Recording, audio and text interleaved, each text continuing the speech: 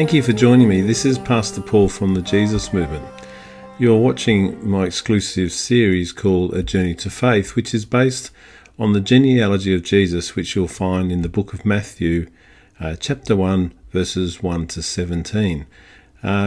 This series, we're following each and every descendant from the time of Abraham through to Jesus. This is lesson 10. It's titled Jacob and the Birth of Israel. This is a very significant lesson, and it has a legacy which remains with us until this very day.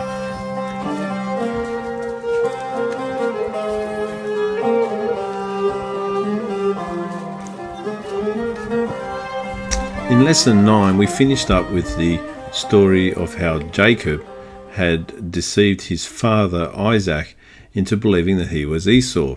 And he did this because after he had wrested the birthright, which was Esau's, for the inheritance from his father Isaac, he set about deceiving his father Isaac in conjunction with the help of his mother Rebekah. Rebekah favoured Jacob and wanted him to receive the blessing and to receive the inheritance. So in their wisdom, they produced a stew which was Isaac's favourite, which is something that Esau used to make after he came back from hunting. And then Jacob went about donning goat skins on his arms and across his shoulders and deceived his father to thinking that he was Esau. And he did this because Esau, as a hunter, he would smell of the animals, and also he was known to be a hairy man. So this method was used to deceive him. So this is where we finished off in lesson 9. And one of the things which was an issue in their family was that Esau had married Hittite women, which is not what they wanted to do, because there was a covenant that had been made with God, and it was necessary to fulfill that covenant that the bloodline, because this is an inheritance issue, was actually continued on through the family of Abraham. So in order to protect Jacob, Rebekah suggested that wouldn't it be a good idea if she spoke to her husband Isaac and said that she doesn't want him to marry a Hittite woman, so it would be better to send him away to her brother, whose name was Laban and lived in Haran, up in northern Mesopotamia, and by sending him away, that they would be able to protect him from that circumstance and find him a wife amongst their own family. The consequence was that Isaac actually agreed to this, and he had his blessing to head off and to meet basically his future wife. So this is where we pick up the lesson that we're engaging in, and this is a significant lesson, because not only does Jacob go off on this journey to find a wife, but in fact he has visions. He will meet with God, and he will have his name changed to Israel, and a nation will be birthed through his children. So let's get underway. In this particular lesson, when Jacob was called by his father, he went to see him, and he was commanded not to marry a Canaanite woman. Rebekah's plan had worked. Jacob was told to go to Paddan Aram, which is this place in northern Mesopotamia, to the home where his mother had come from, and seek to marry one of her brother Laban's daughters. He then blessed Jacob with God's everlasting covenant when he said, "May God Almighty bless you and make you fruitful and increase your numbers until you become a community of peoples. May he give you and your descendants the blessing given to Abraham, so that you may take possession of the land where you now live as an alien, the land God promised to Abraham." So Esau, of course, heard what had happened, and he understood the nature of his father's command to Jacob not to marry a Canaanite woman. But in defiant retaliation, he went and married Mahalath, who was the daughter of Ishmael. So this, of course, was the other son of Abraham who was sent away. So being out of favour and with no blessing, it appears he'd set out to antagonise his father Isaac. If we reflect on Rebekah's pregnancy before Jacob and Esau were born, God had told Rebekah that 2 nations were in her womb, and 2 peoples from within her will be separated. One will be stronger than the other, and the older will serve the younger. He had already chosen which child would receive the blessing of his covenant. Esau's behaviour reflected this outcome when he equated the value of his inheritance to a bowl of stew when he was hungry. He said to Jacob, "Quick, let me have some of that red stew, I'm famished." Jacob replied, "First sell me your birthright." So Esau foolishly responds, "Look, I'm about to die. What good is the birthright to me?" But when Isaac was soon to die and Jacob received his blessing, everything changed. Esau tried to prevent this from being fulfilled by taking his life. There will be times in our own lives that we can't change God's will, but we must not do evil in the hope that good will come from it. So if we look at this scenario and that has occurred, we can ask the question, how can a blessing that's obtained unfairly through the manipulation of Rebekah and the lies of Jacob go unpunished by God?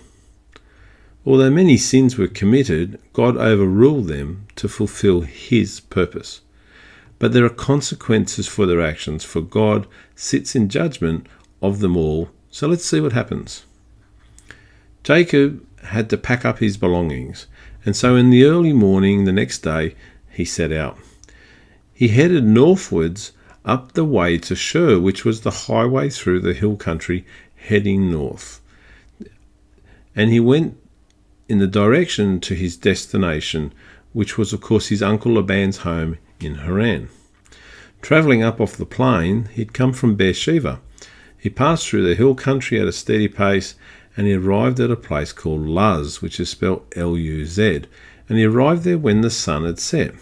He was exhausted, and he took a stone and he put it under his head, and he lay down to sleep. It wasn't long until he fell into a deep sleep.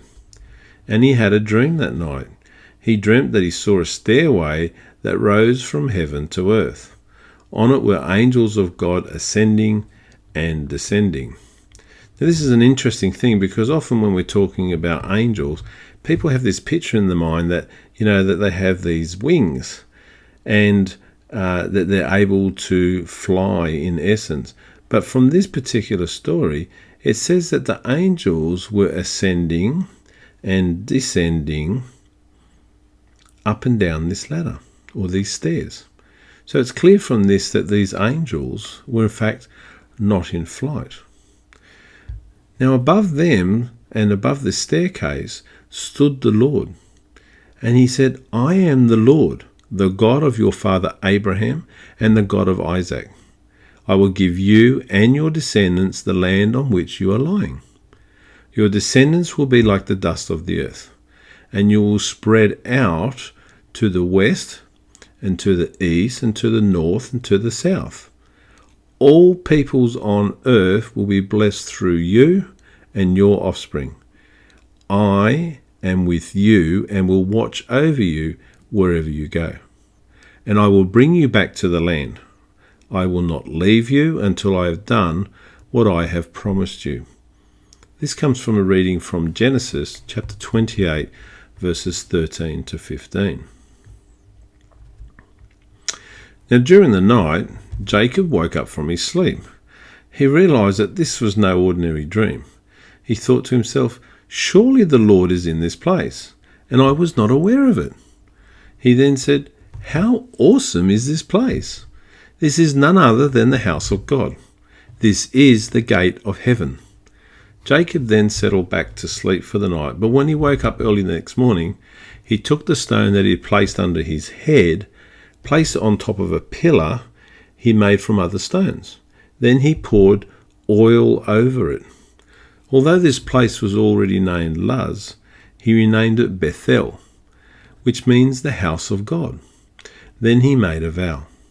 "If God will be with me and watch over me on this journey I am taking, and will give me food to eat and clothes to wear, so that I return safely to my father's house. Then the Lord will be my God, and this stone that I have set up as a pillar will be God's house. And of all that you give me, I will give you a tenth. So we have this communication, which we understand today as tithing. He will give a tenth of everything that he has, and he will dedicate that to the Lord.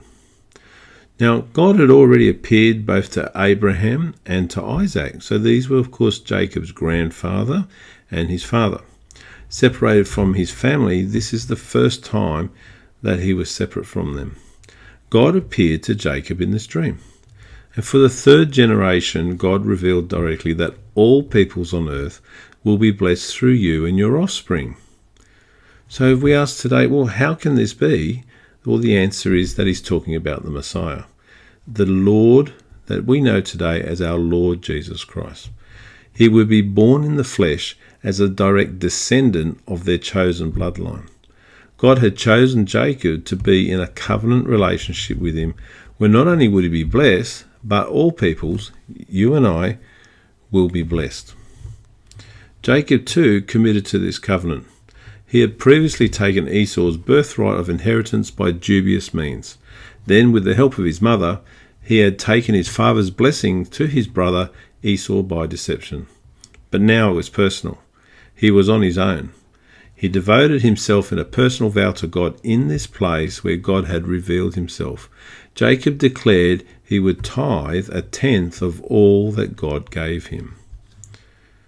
So from here, Jacob continued on his way northwards through the hill country to Sakmu. So where's Sakmu, you might ask? Well, Sakmu is what we know as Shechem in the Bible. So this was its former name.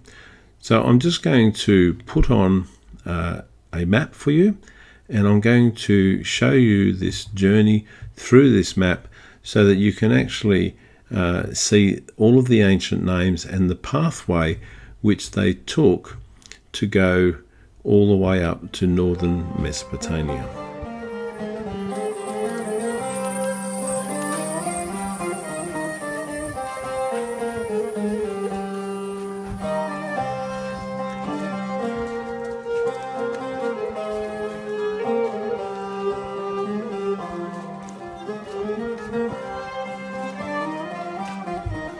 So here's this map. This is a three-dimensional map that I've created in order just to help you to visualize the land.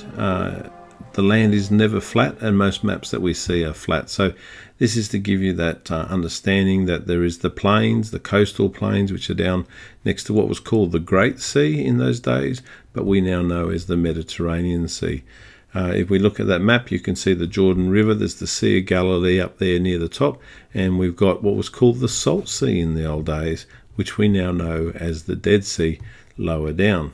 Now, if you look at the bottom of that map there, it says that Jacob left Beersheba and set out for Haran. So this is where Jacob had settled with his father Isaac. So Beersheba is on the top of the desert, what's known as the Negev. So they were used to a fairly dry and barren plain lifestyle. But in order for him to go up to his uncle Laban in northern Mesopotamia, it was necessary to go up this highway, which is called the Way to Shur. Now, this highway goes all the way down to Egypt. If you look down to the bottom corner of the map, that heads around the base of the Mediterranean, across the Sinai Peninsula, and eventually goes into the land of Egypt. So at this point in time, he's going the opposite direction, so he heads in a northerly direction. If you follow the map there, he goes to through the first town, which is called Kiriath Sefer in those days, and then he passes further north up into Kiriath Arba, which is Hebron. So he's now heading up into what's known as the hill country in the Bible. From there, he would have passed through what we know today as Bethlehem. In those days, it was Bethlehem. So this was the house of bread, which we'll come to much later in our journey when we're talking about Jesus and the descendants when they return back to the land of Canaan. From there, he would have passed Salem, which again today we know as Jerusalem, which is marked there on the map. And then he would have gone up to this place called Luz, which we just talked about. So Luz was renamed, and it was called Bethel, which of course means the house of God. So from this point, he travelled further north, so that's where he stayed the first night. So you can see the distance that he travelled, that's marked there in green. From Luz, it's then marked there in this new colour, the red colour, so you can differentiate between the journey on those different days. So travelling further north, he would have gone past Shiloh, but not actually into Shiloh, and he would have gone up to this place called Sakmu. Now, Sakmu, as I said, is actually the former name for Shechem. So a lot of the biblical names that we have today in history, they're actually recorded with these different names. So I've placed both of those on there for you. Now, of course, he's in the hill country now, travelling north, and then it says that he would have had to ascend down through the foothills in an easterly direction, and he would have come to the junction of the way to Jordan. Now, the highway that followed the Jordan River between the Salt Sea, which I mentioned is what we know as the Dead Sea today, and the Sea of Kinnereth, which is what we know as the Sea of Galilee today. So he would have turned once again to the north along the flat plain. He made quick time until he arrived at the place of rest, which is the meaning of the name of Beth-shean, where his grandfather Abraham had first stayed when he entered the land of Canaan. So if you're following me there and you look at the map, you can see from Sakmu they would have gone past Mount Gerizim and Mount Ebal, and then they would have passed through a place called Tirzah, then a place called Bezek as they come down off the hill country down onto the plains, and then they would have come up beside the Jordan River there and into Beth-shean.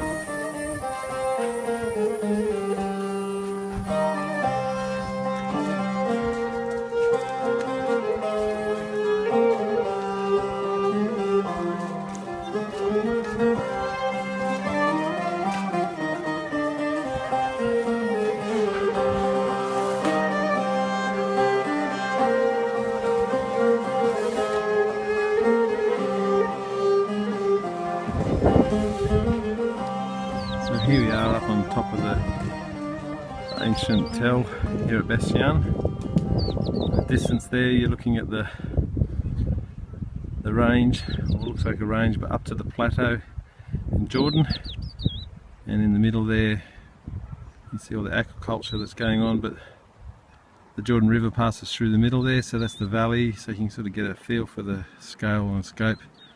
So here we are at Beth-shean, and as I'm panning from right to left to the right, you head down the Jordan River towards Jericho. As we're panning around here to the left, it's facing northwards, and we're going back up towards the Sea of Galilee.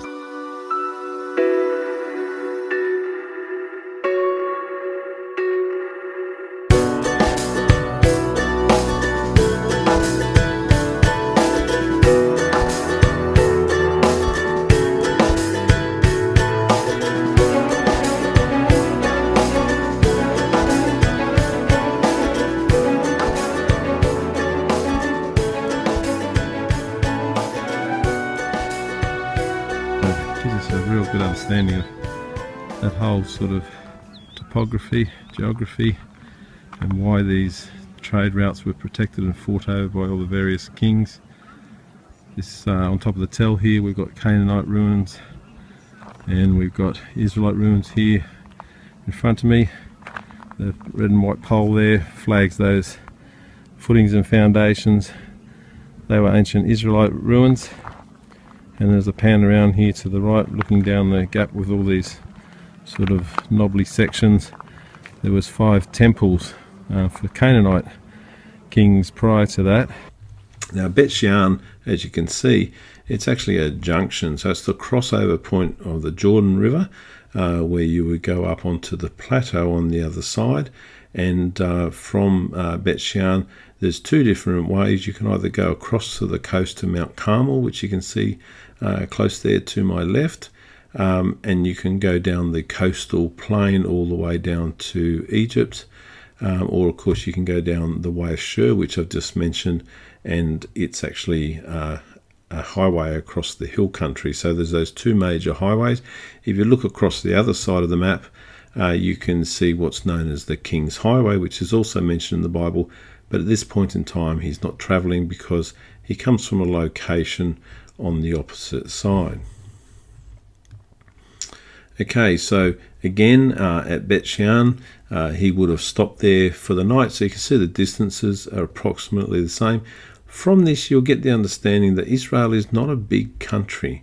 So if you can envisage that somebody is on foot and they've walked from Beersheba all the way up to Luz, or Bethel as it's renamed, and then from there all the way to Bet Shean. So that's 2 days' journey.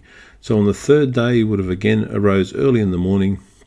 He would have watched the sun rise over the escarpment to the east above the Jordan River, and so it was in this direction that he was going to set out. Now he would have followed the highway that crossed the river, and he would have made his way up the pass onto the escarpment on the other side. He would have passed through these two places.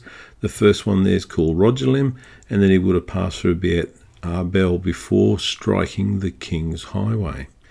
Once he hit the King's Highway, he would have turned to the north, again following the red line on the map. And this would have been pretty hot by this stage because he's no longer in the hill country, and he's actually on the edge of a desert now. So this is the what's known as the Syro-Arabian desert. So he's right on the edge of that desert. So the climate and the discomfort to actually travel would have been increased at this point in time. So he would have had a hot sun beating down him as he crossed across what would have been the dusty plains of this plateau. Now from there he passed through a place called Ashtoreth, which you can see a bit further up on the map there, and from there he would have actually started to see the enormous peak of Mount Hermon, which if you look at the very top of the map there, Mount Hermon is right near the northern boundary of the future Israel, or Israel as we know it today. And it was a mountain which is very significant because it would have a snow cap which would melt every year.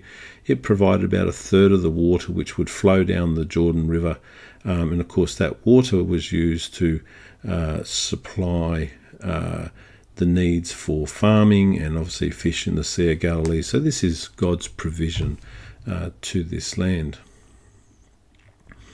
From Mount Hermon, he would have bypassed it to the west, as that picture shows, and he would have continued up the King's Highway. And at this point in time, it actually starts to steer away from the Great Sea, or the Mediterranean Sea, because we're heading across to northern Mesopotamia. Now, Jacob's journey would have taken him through several places. The first one would be called Aram Damascus. So Damascus is in Syria as we know it today.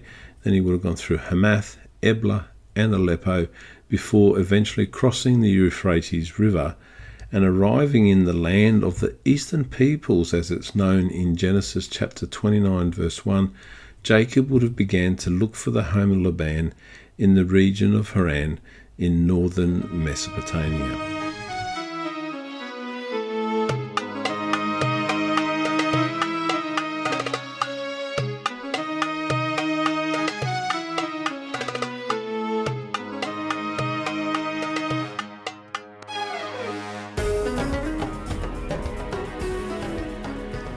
So I've just changed maps for you. We've come off the top of the previous map that I was showing you from the land of Canaan, which you can see there on the lower part of the map here. Now they would have passed, as I said, through what's today Syria, which you can see the boundaries there marked on this particular map, and they would have gone up to Haran, which is marked there in red. Now Haran today is actually right on the border of Turkey, so it's actually in Turkey on the Turkish side of the border.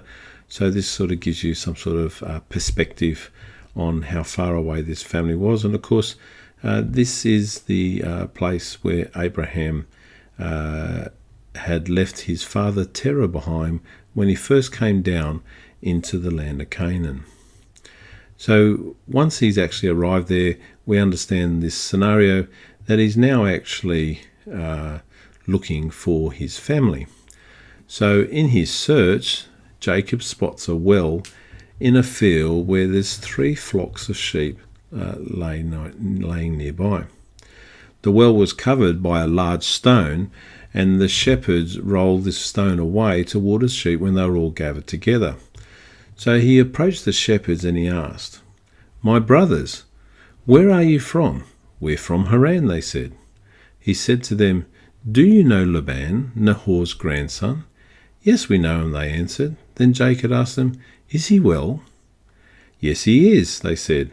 "And here comes his daughter Rachel with the sheep." So you can see I've popped a picture on here. This is a picture from Nazareth that I took in the traditional costume which was worn in those particular periods of time. So this lovely girl worked there in a village in Nazareth, and she kindly allowed me to take a photograph, and she's exactly what Rachel would have looked like and what she would have dressed like.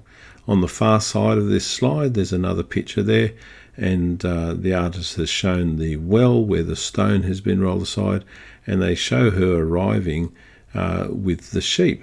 At the bottom, I've put a picture of this is the sheep, the Middle Eastern sheep, and those sheep are the same today. They understand as they were in that particular period of time. Okay, so Rachel, arriving with the sheep, is in essence a shepherdess.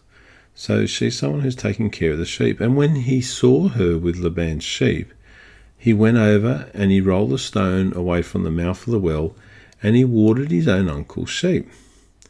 He kissed Rachel, and Jacob then wept aloud and told her that he was her father's relative and Rebekah's son. Rachel then ran off in excitement to tell her father. So you can imagine Jacob was probably sitting there a bit bewildered. But Rachel was really excited, so she took off to tell her father. And when he heard the news, he came running back to meet him. They hugged and there was a kiss. And he took Jacob to his home where they talked. And Laban declared in Genesis chapter 29, verse 14, "You are my own flesh and blood."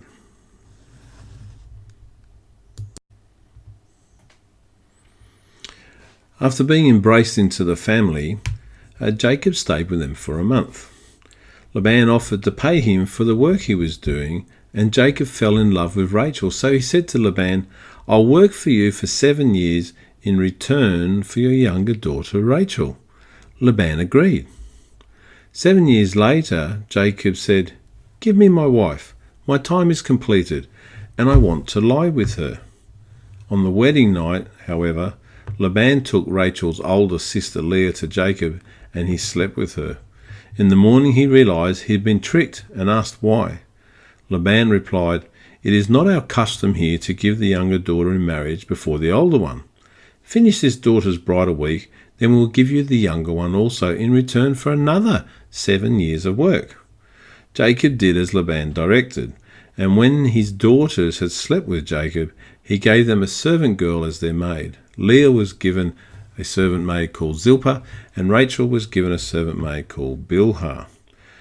Although Laban had deceived Jacob into marrying Leah before Rachel, it was Rachel that Jacob loved the most. When God saw Leah was loved less than Rachel, he made it possible for Leah to have children, whilst he left Rachel childless. So as we witnessed with Jacob's grandparents, Abraham and Sarah, Rachel was not able to have children with a husband without the blessing of God. We see the role that deceit plays.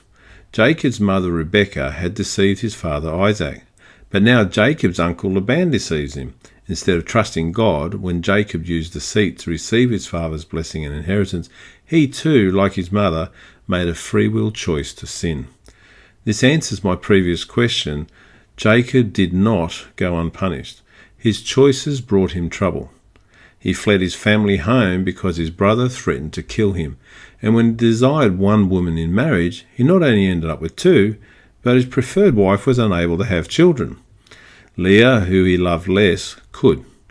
Jacob's future is in the hands of God, a future in which he fathers 12 sons and a daughter. Now after Leah gave birth to Reuben, Simeon, Levi, and Judah in succession, Rachel, like Sarah, didn't ask God for his blessing, but rather in her desperation, she gave Bilhah, her maidservant, to sleep with Jacob. Any offspring born by her not only became the child of Jacob, but because Bilhah was Rachel's maidservant, the child also became Rachel's daughter. Bilhah became pregnant from this union and gave birth to a boy, and Rachel named the boy Dan. She also fell pregnant again, this time giving birth to another boy who Rachel named Naphtali. The birth of these two sons led Rachel to believe she had won favour back with God. She also believed she had won a victory against her sister Leah, realising she was not having children anymore, then chose to give Zilpah to Jacob as his wife, and then she bore two sons, first Gad and then Asher. So you can see it's getting pretty complicated, almost as these two sisters are competing with each other and now offering their maidservants in order to increase the number of children. Now during the wheat harvest, Leah's firstborn son Reuben went out into the field and found some mandrakes. Now these plants were loaded with large yellow berries, which were used in medicine and magic because they were believed to create fertility. They were also used as love charms. Giving them to his mother Leah, Rachel asked for some too. But Leah said, "Wasn't it enough that you took away my husband? Will you take my son's mandrakes too?" But Rachel was so determined in her negotiation that she offered Leah to sleep with Jacob that night. Leah agreed, and her prayers were answered. She became pregnant and bore another son named Issachar. He was not to be her last, though, for she became pregnant twice more and gave birth to a final son called Zebulun and a daughter named Dinah. Then God remembered Rachel. He listened to her prayers, and she was blessed. She gave birth to her own precious son. She named him Joseph and said, "May the Lord add to me another son." After the birth of Joseph, Jacob yearned to return home to the land of Canaan. He said to Laban, "Send me on my way so I can go back to my own homeland. Give me my wives and children for whom I have served you, and I will be on my way. You know how much work I've done for you." Laban understood he had been blessed by the Lord because of Jacob, but he didn't want to let him go.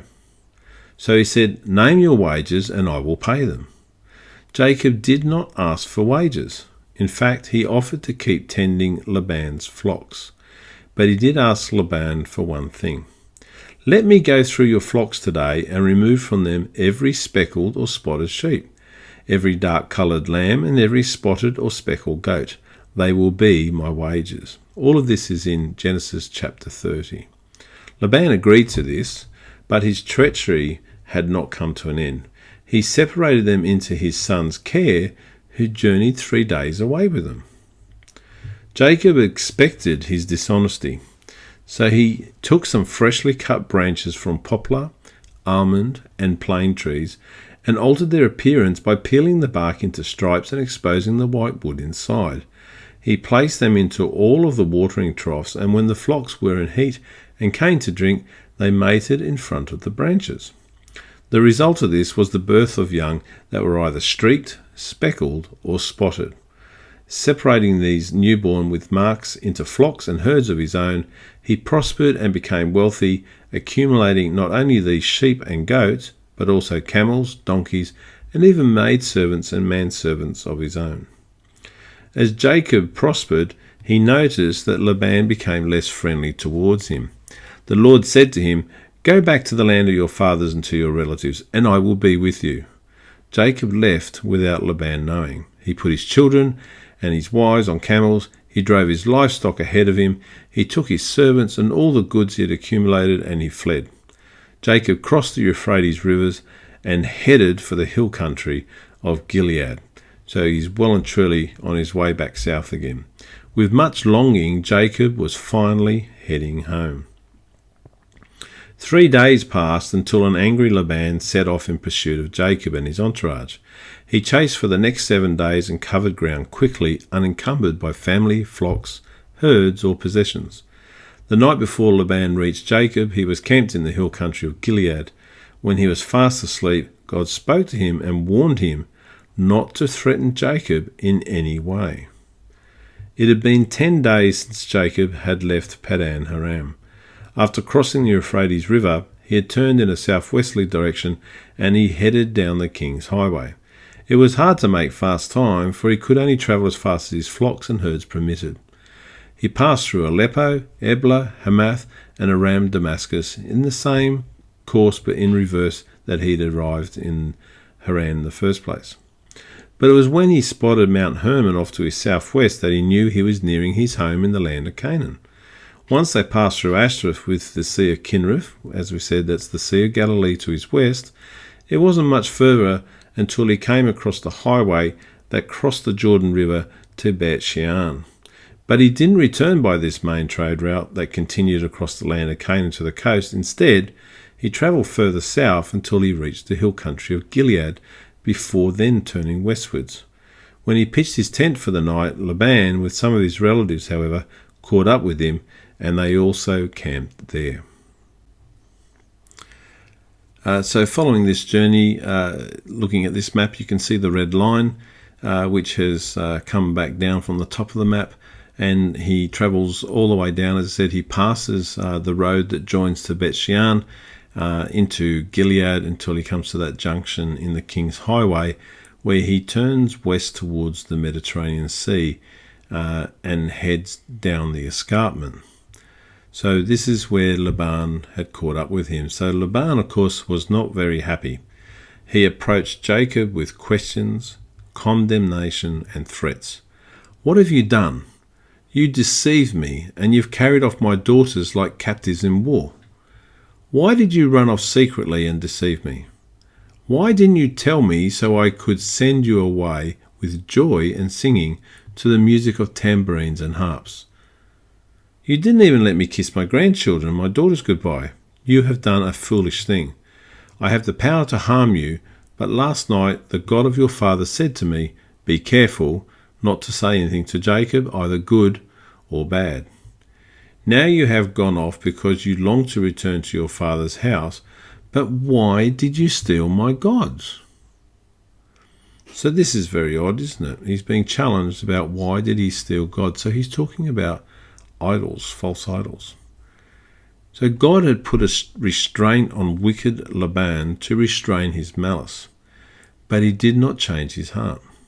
Foolish Laban, he accused, chastised, and threatened Jacob when his gods were so powerful that they could simply be stolen. Bit of funny, isn't it? So the same is the case for us. Our enemies may steal our goods, but they cannot steal our God. Laban spoke of Jacob's deceit when his own heart was laden with deceit. His complaints were not only false, but that of a hypocrite. It says, customary in the East when relatives or friends set out to journey any great distance, that they would be accompanied a fair distance with music and songs of farewell. But Laban had no intention of letting Jacob go, and his years of constant manipulation had worn thin. When we look at why Rachel stole her father's idols, they were talismans she believed would ward off evil or misfortune. Their use makes us aware that her family, who left the idolatry of behind, had once again turned to idolatry. Jacob expected that he would be treated unfairly at the hands of his uncle. So he answered, "I was afraid, because I thought you would take your daughters away from me by force." Not knowing that his wife Rachel had stolen the idols, he gave permission to Laban to search for anything that was his. He stood aside as Laban first searched his tent, then Leah's and the 2 maidservants.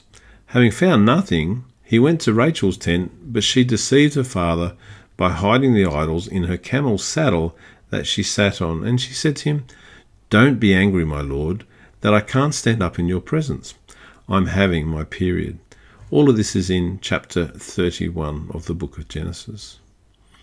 After so many years of submitting to Laban's deceitful authority, and now enduring this unsuccessful search, Jacob angrily confronted him. "What is my crime?" He had had enough. He spoke his mind. He told Laban he had given 20 righteous years of his life and was justified to take his property, his possessions, his wives and his children. Jacob made it clear that he had been blessed by God despite Laban's constant deceit. Laban still claimed all that Jacob had was his, but the righteousness of Jacob pacified him until he conceded. Yet what can I do today about these daughters of mine, or about the children they have borne? Come now, let's make a covenant, you and I, and let it serve as a witness between us. Laban proposed a covenant to bind Jacob to be kind to his daughters and not to take another wife, while he promises for himself not to cause trouble for Jacob. They both agreed to this, and each set up a pillar of stones as a memorial and boundary that neither must cross to harm the other. So they set up a boundary between them from where Jacob's going to leave to go into the land of Canaan, and from which Laban can't cross to follow him into the land of Canaan. Jacob offered a sacrifice, a peace offering, in which they shared a meal. They spent the night there together, and in the morning they parted ways. Laban said goodbye, kissed and blessed his daughters and his grandchildren. So here we have this situation of something I mentioned in the earlier lessons called henotheism. So Laban was a man who practiced henotheism. So he'd heard from God and made an agreement in his name. And yet he also worshipped other gods from Mesopotamia, as is evidenced by the idols. Now Rachel was in a covenant relationship with Jacob, who was blessed with a covenant relationship with God. She prayed to God and was blessed with the birth of her son Joseph, and yet when she left her father's house, she stole the household gods. Seems crazy, doesn't it? So here's this what we call henotheism. So we've got different types of theism. We've got monotheism, where there's the belief in one God. We have polytheism, where it's the belief in more than one God. And then we have henotheism, and what that means is somebody who actually believes in God but also worships other idols as well. Something that can be a challenge for all of us to this very day. Now, after Laban and his relatives departed, Jacob also packed up his camp. As he set out to go on his way, the angels of God met with him, and he said, "This is the camp of God." Reflecting on his experience, Jacob named this place Mahanaim, and that actually means two camps. And you can see that on the map there. If you have a look at the end where the red line comes with an arrow pointing, we go from Peniel, which is the face of God, and we go a little bit further down, we go to Mahanaim, which means two camps. And then he continues to head westwards down the gorge, which is cut into the escarpment by the Jabbok River. As he approached his home, he prepared himself to meet his brother Esau. He sent messengers to deliver a submissive greeting. They travelled south along the king's highway down to the country of Edom, where Esau had settled.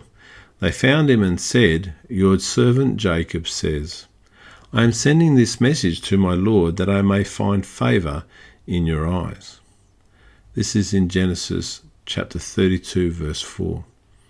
When they returned, they told Jacob his brother was coming with 400 men to meet him. This immediately made Jacob feel anxious, and he began to fear the upcoming encounter. So Jacob not only does this through fear, but he also recognizes that he wronged his brother.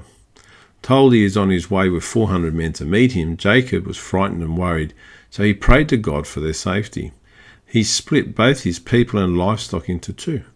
If attacked, at least one group had a chance to get away. He then sent many servants bearing gifts of differing herds, perhaps thinking the gifts will help Esau to forgive him. That night, Jacob took his 2 wives, 2 maidservants, 11 sons, and all he owned to cross the ford of the Jabbok River, but he remained behind. At the lower part of the slide there, you can see a picture that I've placed, and this is an actual picture of the Jabbok River, so you can see what it in fact looks like. And whilst there, a man came and wrestled with him throughout the night. The night had almost passed, but he did not give up. Just before daybreak, the man hit Jacob's hip, threw it out of joint, and insisted that Jacob let him go. But Jacob still refused until this man gave his blessing. Asking Jacob for his name, he said, "Your name will no longer be Jacob, but Israel, because you have struggled with God and with men and have overcome." This very important scripture comes from Genesis chapter 32, verse 28. Jacob asked the man for his name, but the man blessed him instead. It was then that Jacob realized he had just seen God face to face, and he called this place Peniel, which means face of God. So this is an extraordinary event. So Jacob has been away. When he left, he had the stairway with the angels ascending and descending and God up at the top there. So he was given a covenant promise when he actually left. He asked God to take care of him and that he would promise a tithe of a tenth if he did so. So here we find him returning. He's just about to enter back into the land of Canaan, and he sends his family away from him across the river when he split them up, because he was in fear of his brother, because he had been deceitful when he tricked him out of his inheritance back when they lived in Beersheba with their father Isaac. So here we have this situation that as he's about to come back home, God actually comes and wrestles with him throughout the night. But Jacob is so determined. Remember, he agreed to this covenant promise with God.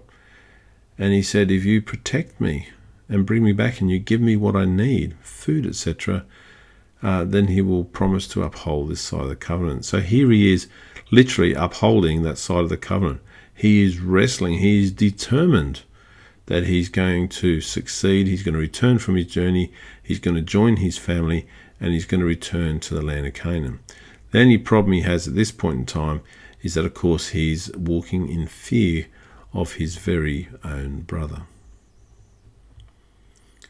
Later that day, Jacob saw his brother Esau coming, and he quickly arranged his family to place the least favoured first. You've sort of got to laugh at this, doesn't it? Again, it says that Jacob saw his brother Esau coming and quickly arranged his family to place the least favoured first. So in other words, the members of his family, whom he considered the least in his esteem, for example, or those whom he loved the least, he would put them up front because they were at risk of being attacked by his brother Esau. So he's willing to almost to sacrifice them, to place them in harm's way before those who he loved the most. So it's odd, isn't it? You know, he's just struggled and wrestled with God throughout the night, and yet the very next day he takes this choice to take these actions again.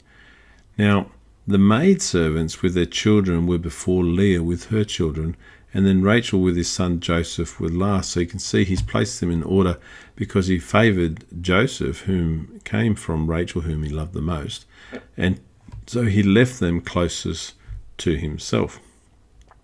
Jacob went ahead, and he bowed to the ground 7 times as he approached his brother. But there was no reprisal.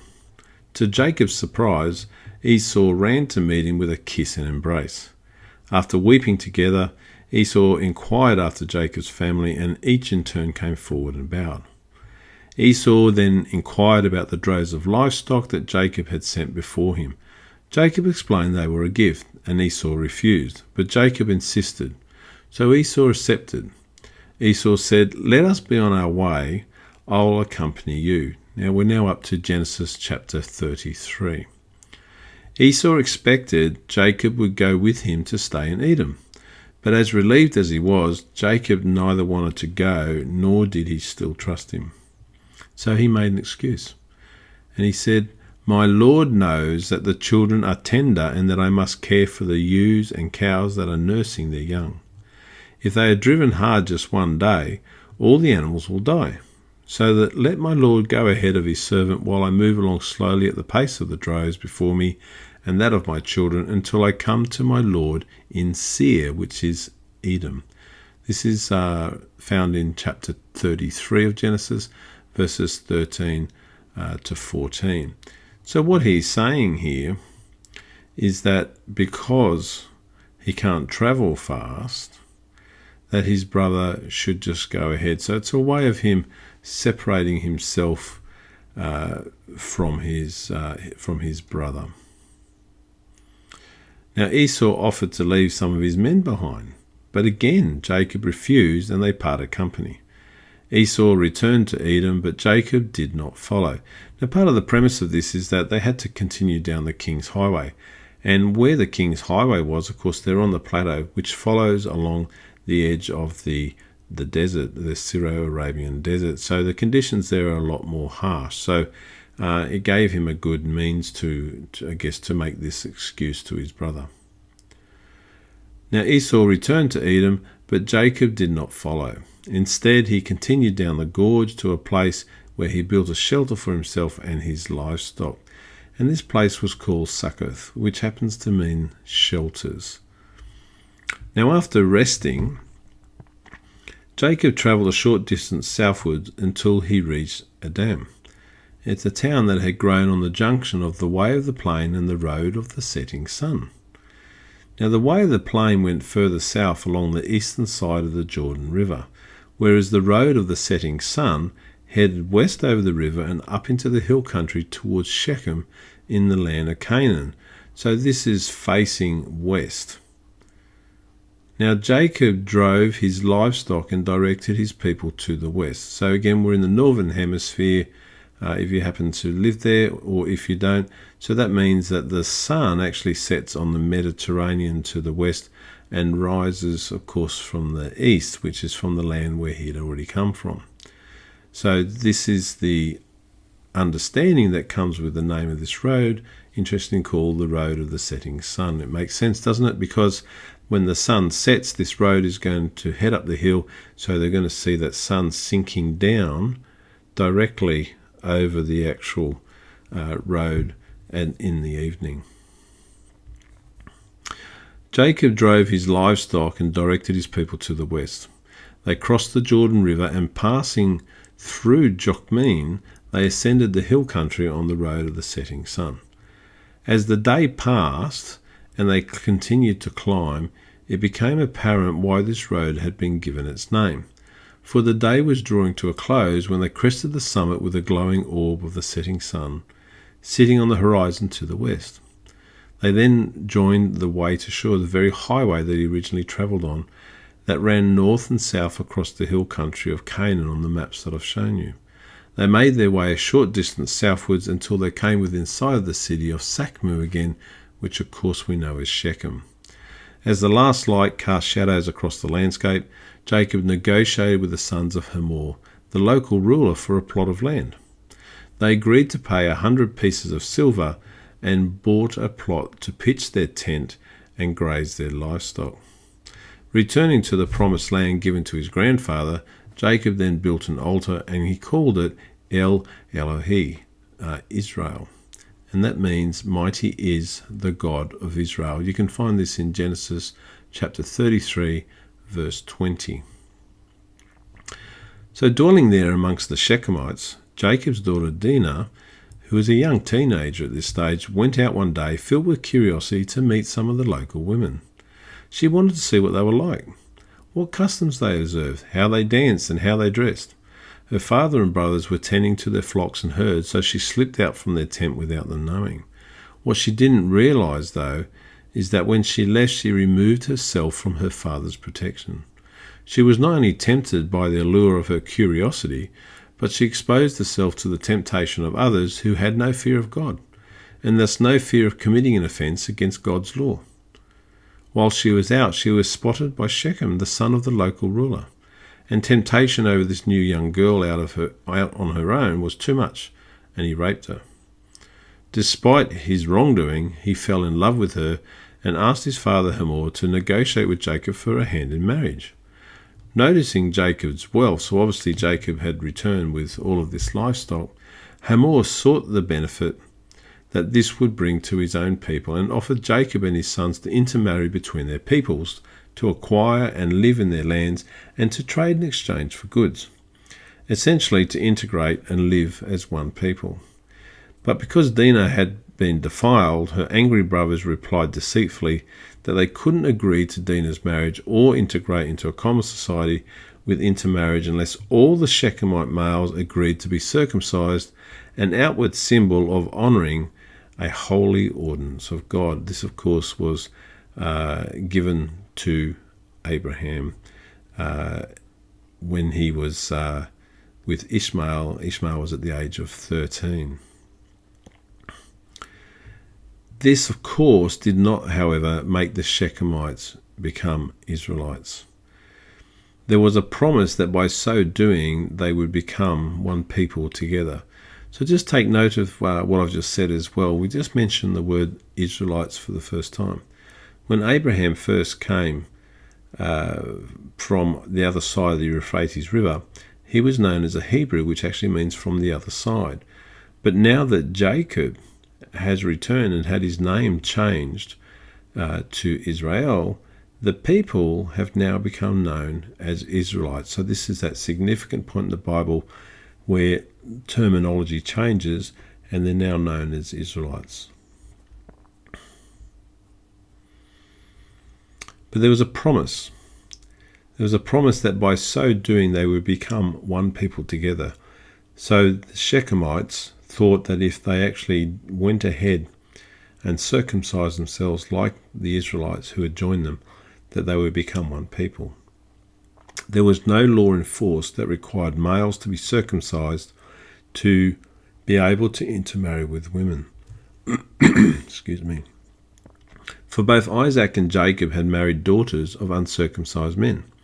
This was not a matter of law, but rather a matter of honour. Sadly, they chose to use an outward symbol that honoured a holy ordinance of God to lure the men into their wicked plan of revenge. 3 days after being circumcised, whilst the Shechemite men were still in pain, Jacob's sons Simeon and Levi in fact went and killed all of the men of Hamor's tribe, and they retrieved their sister from Shechem's house. They took all of value and enslaved the women and children. But Simeon and Levi's slaughter left Jacob worried about retribution in a foreign country. So God said to Jacob, "Go up to Bethel and settle there, and build an altar there to God, who appeared to you when you were fleeing from your brother Esau." When Jacob had originally left Beersheba to go to Haran, and he stopped to rest on the first night, this is the place where he had a dream in which he saw a stairway resting on the earth, with its top reaching to heaven, and the angels of God ascending and descending on it. You might remember that above it stood the Lord, who had said, "I am the Lord, the God of your father Abraham and the God of Isaac. I will give you and your descendants the land on which you are lying." Remember, he went on to say, "All peoples on earth will be blessed through you and your offspring." So that is you and I. "I am with you and will watch over you wherever you go, and I will bring you back to this land." This place, of course, was called Luz, but Jacob had renamed it to Bethel, the house of God, when he built the altar there. So God renewed the covenant promise he had given to Jacob's father and grandfather before him, a promise of land and many descendants through whom our Lord Jesus Christ would be born. In this promise is the blessing from which we all receive. All peoples on earth. The sinful act of deceit used to ensure his father's blessing had a consequence. His entrapment at the hands of his uncle Laban served as his punishment. The warning God gave to Laban not to hurt Jacob on his return ensured his rescue, and his return to the promised land restored his very covenant with God. Jacob is told to collect all the foreign gods his people had collected and bury them.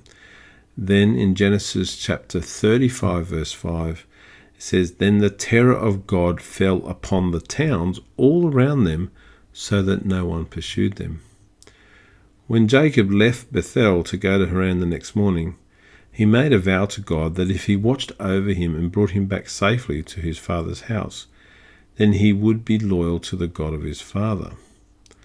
When he said this, he said, "The Lord will be my God."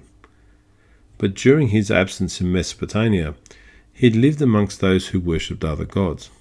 He married wives who also worshipped other gods, and members of his household, so the servants and their slaves, they also worshipped other gods. There were also those who they had just captured at Shechem. But as the master of his household, he was responsible and should have used his authority to ensure all members of his household served the Lord only.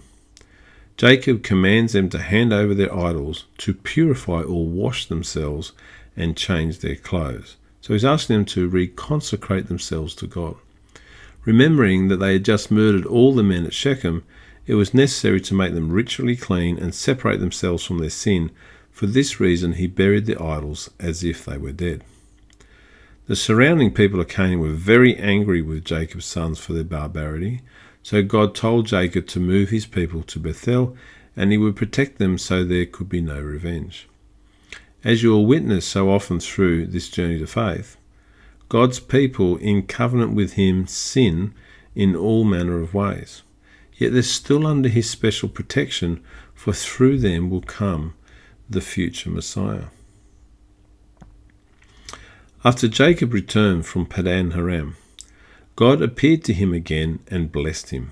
He said, "Your name is Jacob, but you will no longer be Jacob. Your name will be Israel." So this is Genesis chapter 35, verse 10. So Jacob, who had struggled in the womb when he grasped the heel of his older twin brother Esau, had his name changed to Israel after he struggled with God. So we can see there the correlation that he had actually struggled in the womb and he had struggled with God, and this outcome saw his name changed to Israel. Arriving back in Bethel, God renewed the covenant yet again. He said, "I am God Almighty," a term which is written in the Hebrew El Shaddai. "Be fruitful and increase in number. A nation and a community of nations will come from you, and kings will come from your body. The land I gave to Abraham and Isaac I also give to you, and I will give this land to your descendants after you." Then God left him, and Jacob built an altar there again, and he called the place El Bethel, because it was there that God revealed himself to him when he was fleeing from his brother. Now both Abraham and Isaac had only one son of promise. When God said, "Be fruitful and increase in number," the time had come for increase. This was fulfilled with the 12 sons of Jacob, who became the 12 tribes of Israel. The nation and community of nations represented the nation of Israel to come by his name, and the community of nations by his 12 sons' tribes. The kings to come not only represent the future kings of Israel and Judah, but ultimately the Messiah himself. In fact, all of his future posterity were kings and priests, and in Exodus chapter 19 verse 6 it actually talks about a kingdom of priests. Now whilst in Bethel, Rachel became pregnant again. Her request to the Lord to be blessed with another son was fulfilled.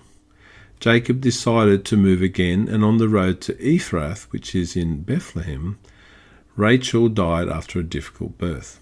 She named the boy Ben-Oni, which means son of my sorrow, as she took her last breath. So it's a very sad name that was applied to her son because of those circumstances. So Jacob decided to change his name, and he changed his name to Benjamin. And the meaning of the name Benjamin means a son who will be fortunate. So he's gone from a son of my sorrow to a son who will be fortunate. After burying his beloved wife, Jacob set up a pillar to mark a tomb and took his 12th and last son, the only one born in Canaan, and went to a place called Migdal Eder just outside Bethlehem. Whilst there, Jacob found out that his eldest son Reuben had slept with his concubine Bilhah. Reuben's sin was enough. His father found out, and the burden was great, so no more was said. As a result of this, Jacob moved again. This time he finally went home to his father Isaac at Mamre near Kiriath Arba in today's Hebron, and he lived in the land where his fathers stayed. Now, these illustrations on this page that you've probably had a good look at by now beside me, the main illustration shows the greeting between Isaac and Esau. Now, Esau, you can see there, has the red hair, and he's the person on the left, and Isaac, of course, I beg your pardon, and Jacob is there on the right. Now, on the lower part of this picture, you can see a photograph there, and it's actually a photograph of Rachel's tomb. Now, Rachel's tomb, if you go to the land of Israel today and you head to Bethlehem, when you leave Jerusalem, you go down a very busy highway today, and just before you get to the entrance through what is the concrete walls that separates the West Bank to enter into Bethlehem, on the right-hand side of the highway is a building which is actually built over the top of that building that's in that picture. So it doesn't look like this today.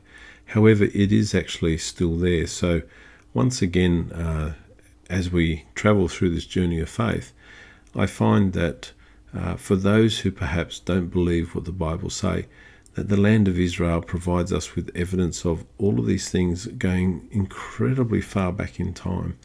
And of course, this building is evidence of that.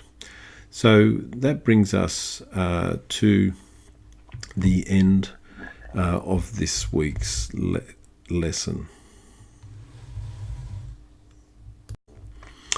Well, thanks very much for joining me. I pray that you've enjoyed this lesson. I also pray that you've found it informative.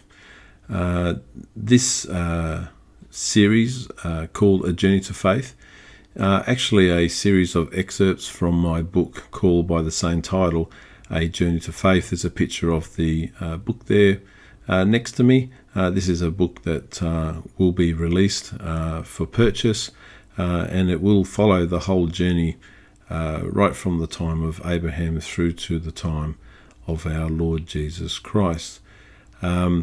Now, before I go, I just want to speak to you about the available ministries that I provide. There is a Facebook ministry. All of the addresses for this ministries will appear on the closing slide, which will come up in just a moment. But on Facebook, you can join my ministry. If you type in the address at the Jesus Movement Official into the Facebook search bar, you will come up with the Jesus Movement, where you can enjoy all of the teaching that is provided there.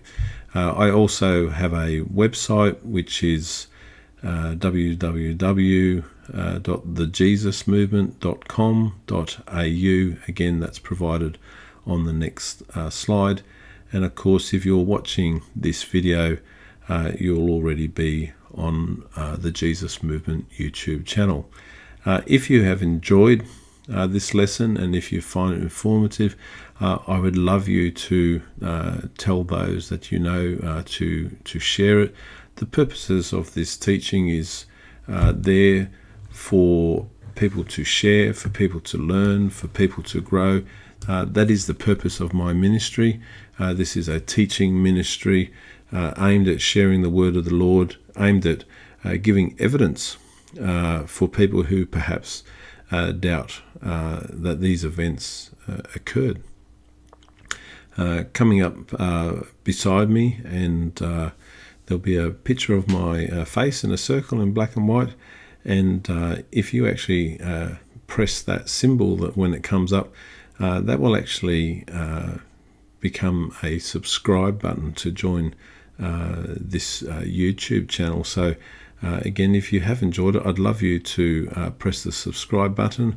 The subscribe button will allow you access to my YouTube channel, where there is many other teaching videos from this particular series, as well as other series such as Christian Foundations.